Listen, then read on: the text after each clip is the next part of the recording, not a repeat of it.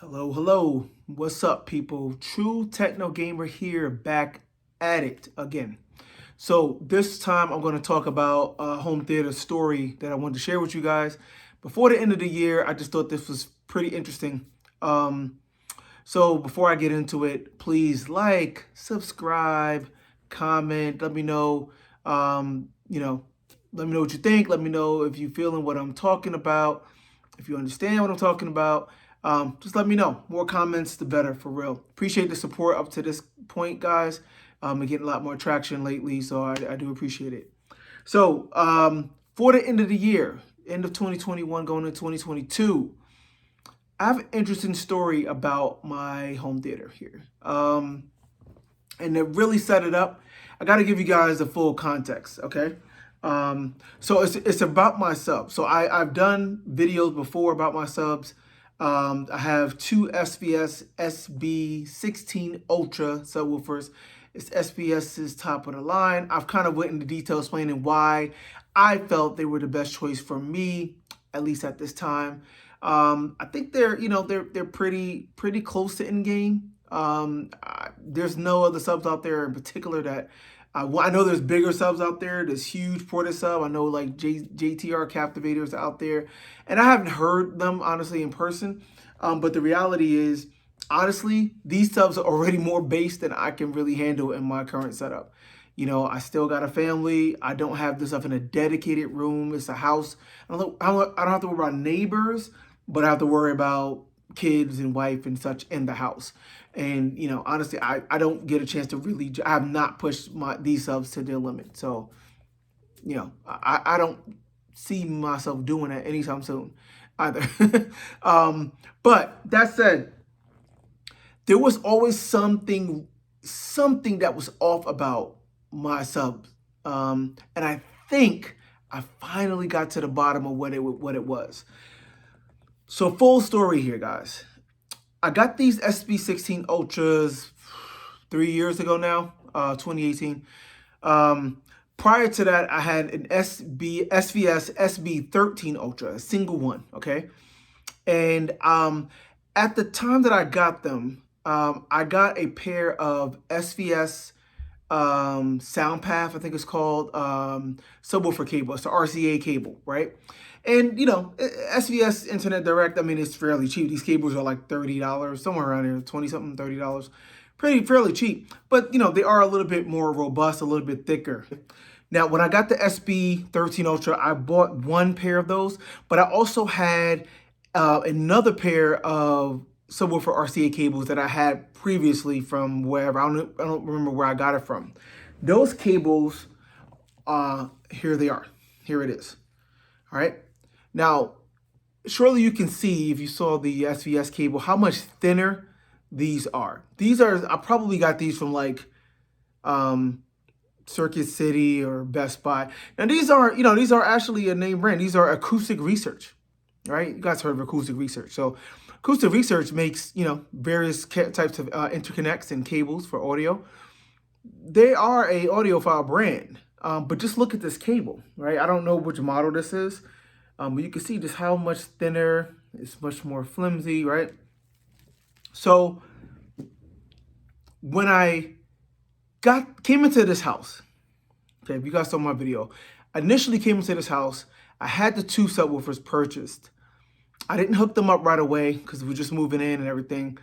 But after a few months, I got one subwoofer unboxed and I hooked it up, okay? And that's the subwoofer that's in my front left of my home theater right now. When I initially hooked it up, just to make sure it was working, just to kind of get a feel for it, I put it in the front left corner, just temporarily. And I played some bass heavy tracks. I remember I had a little session for about an hour or so. And I was really impressed. Okay, I was really impressed. Like, coming from an SB, now mind you, this is my first time listening to my system and that subwoofer out the box. I had never heard the SB16s yet. But it was my first time hearing anything in this house as well. So it's a whole different space, obviously, than what I had before. So not really an apples to apples comparison with the SB13 Ultra. But my initial impression, just in terms of what I was hearing, how full the bass was, how fast and accurate the bass was. It definitely wasn't boomy, but it was there. When I played bass heavy stuff, I'm standing in the back of this basement. This basement, like front wall to rear wall, you guys remember my home theater tour. I haven't actually measured it, but it's definitely on the order of like 40 feet or so, probably 40 to 50 feet. Huge, like, front to back space. So I'm walking around back there, and like, wow, I remember just literally walking like, oh, kind of getting that smile, getting giddy, like, oh, I got some real stuff going on now, right? Because the SB13 in my previous house was in a living room, fairly large space, but it just was not ideal at all for a home theater. I just never, I could never really, really crank it up, but even when I kind of did, I never felt, overwhelmed at all by the bass. I never felt like I was getting a ton of bass. I kind of felt like I was hitting its limits, and I definitely needed more if I was going to bring it into a space like this, which is why I upgraded, but also why I wanted to get two, right? So really, really good first impression is what I'm saying the SB16 Ultra did. So about a week later, I unboxed the second one, and at the time I unboxed the second one, I did two things. Besides actually introducing the second subwoofer, I also repositioned the first one to where they are now. If you see my home theater tour, where they're right in the front stage, in between the front left and right speakers, right, flanking my audio stand, my AV stand. And so I put them there, which is, generally speaking, I know you're going to hear less bass. The corners are going to be, you're going to hear more bass. Generally speaking, you put subwoofers in the corner. I had that one in the front left corner, so I put it away from the corner now. You might hear less bass, but I'm adding the second one. So I'm like, okay, I'm going to get a lot more even distribution, blah, blah, blah. I was like really expecting it. And lo and behold, my initial impression was like, something is off. Somehow, some way, the overall impression I got from the bass, playing the same bass heavy tracks, somehow it sounded less. I know that may sound crazy, and I'm not saying that it was less, but the impression I got was that it was just less bass somehow. Now I have two of these SB16 Ultras that are 5,000 watt peak, amplifiers in them, 16, inch drivers, et cetera, et cetera. I'm hearing less, and I'm walking around the room. Some spots is like higher than others, but it was just weird. So of course, this is like 3 years ago, right? So of course, over the years, I've done a lot of things to kind of try to tweak it. Obviously, I ran room correction, which in my case is Odyssey. One day, probably about a year and a half later, I actually tried to do a bunch of real deep experimentation. So first of all, I actually bought a room setup. So I got a microphone, professional grade audiophile microphone, and I got Rue software, right? And I tried to run it on my laptop and do some measurements. So the main takeaway, and I did a bunch of measurements, I was playing around with it my first time, but I can clearly see in the measurements the impact of the second sub. So the second sub is on. Obviously, I tried to make sure I felt for it was on, blah, blah, blah. And I can see, the overall rise in output with both subwoofers on. So I'm like, okay. And then I tried to do things with positioning. I played around with the positioning best I could. I don't have a whole lot of room to play with positioning. But everything sounded the same. It didn't sound noticeably different. I expected, ultimately in the future, my sub layouts is going to be the two corners. And that's going to be my dual setup, which is usually, from what I've heard, a more optimal setup. And just my little preview of that, I didn't hear a difference. Measurement-wise, it didn't measure very different either. I was doing Rue, and I was checking things. But what I found is that this right side of my room, right, when I'm walking around here, and I'll walk from like left to right and that kind of stuff, the right side of my room always feels like it has a gap in the bass.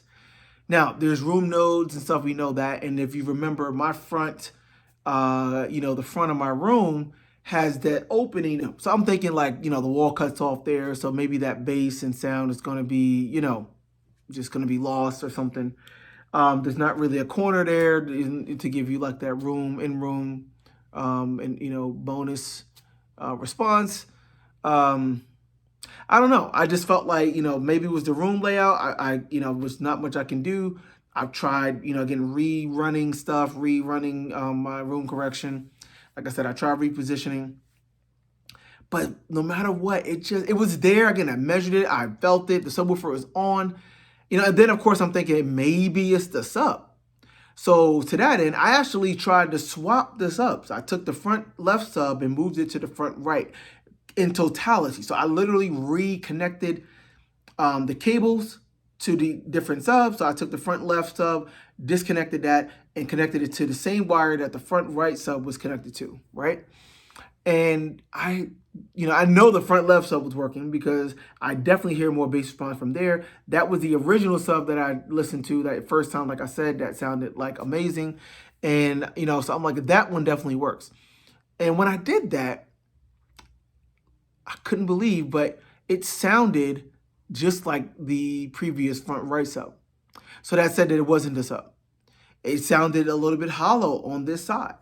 All right. So I choked it up to say that, again, it was the room and that opening or something with the room nodes that even dual subs wasn't really helping with. Now, fast forward to about a few weeks ago, maybe a month ago. I don't even remember I think I was on AVS forums. I was talking to some folks. I was about to go to Capital Audio Fest, which I did attend this year. And I don't remember exactly where or how it started, but I started seeing some discussion about, cables and do cables make a difference. That's always like one of those topics that's constantly debated, right? And I've researched it, and I have yet to see anything conclusive.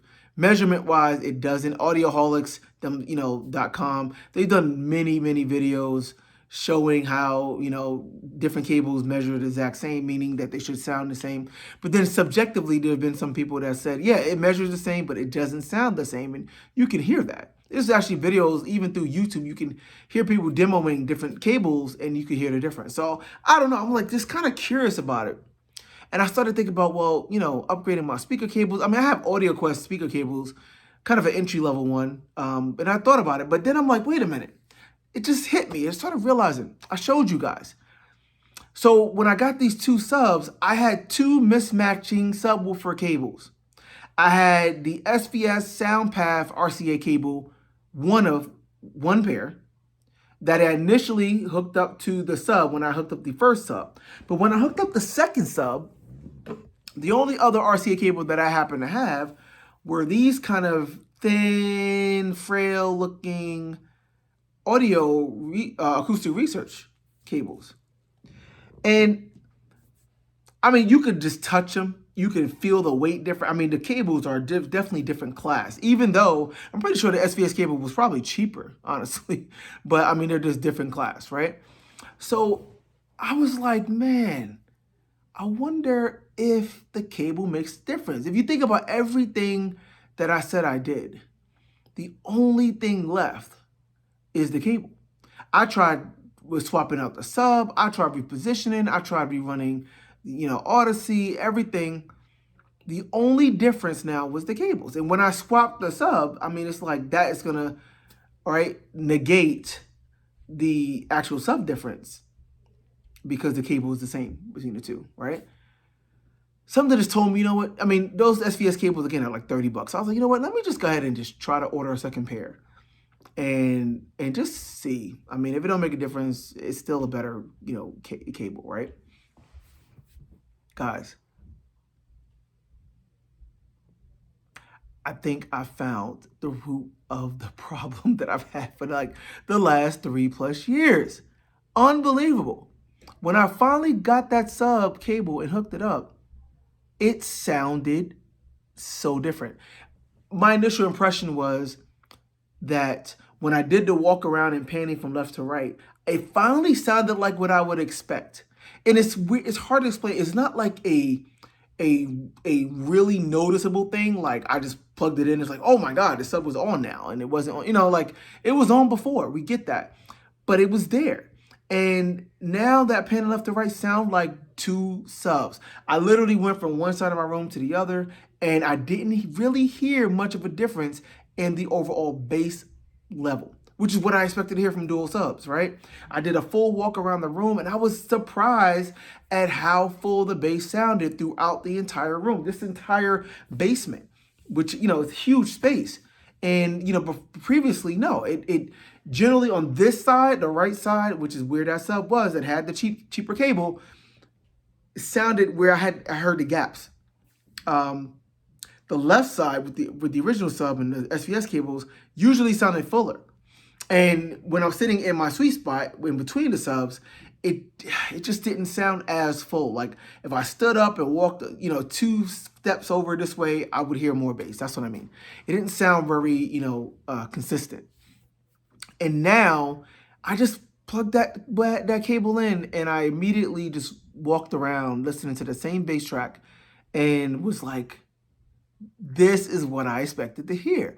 And it's just unbelievable, guys. But it sounds like I haven't done any more room measurements, or I haven't done any kind of extensive analysis of it yet. But the cables made a difference. It's not like a difference in terms of the quality of the bass, but just the sheer amount. It's like as if, what you would think, the signal coming from the processor and what bass signals to, and what bass notes to play, it's like it just seems like that signal is fuller, denser, and more clear. So the sub just has more information. That's what it sounds like. It doesn't sound like the sub is any better, but it just has more information. And now they are balanced. It kind of reminds me, like, this is what I would imagine it may sound like if you try to do dual subs, but dual mismatching subs. If you have one sub that's more powerful than the other, that's kind of what it sounds like. It's almost like the cheaper cable made the sub sound less powerful, smaller. It just didn't have as much information. And that imbalance is what I was perceiving. And it's crazy, but like, I'm like, wow, I finally got my bass back. Yeah. So now I'm looking forward to getting, the dual corners loaded to see what that really sounds like. I haven't tried to do that yet. I haven't tried to move anything, but man, I was surprised. I didn't know what to expect, but I didn't expect it to be that. But I mean, for all intents and purposes, I tried everything else. And, other than there's still obviously some issue with the room itself. And there is like, obviously the left and right side of my room is different with the openings to the stairs and the opening to the back of the wall there, blah, blah, blah. But it sounds a lot more consistent and a lot more balanced and full throughout the entire basement, but definitely even within my seating area. Yeah. So I just thought I'd share that. This is something, I've been in this for 20 years, but like I said, I've been gradually really digging in on, down the rabbit hole when it comes to things like the acoustic panels and, now like cabling. Because as I'm thinking about in-game and thinking about getting my in-game speakers, everyone is like, well, if you're going to go and get, $10,000 plus, speakers, you need to make sure that everything else is in order. And I've been thinking about that. Like, what does that mean?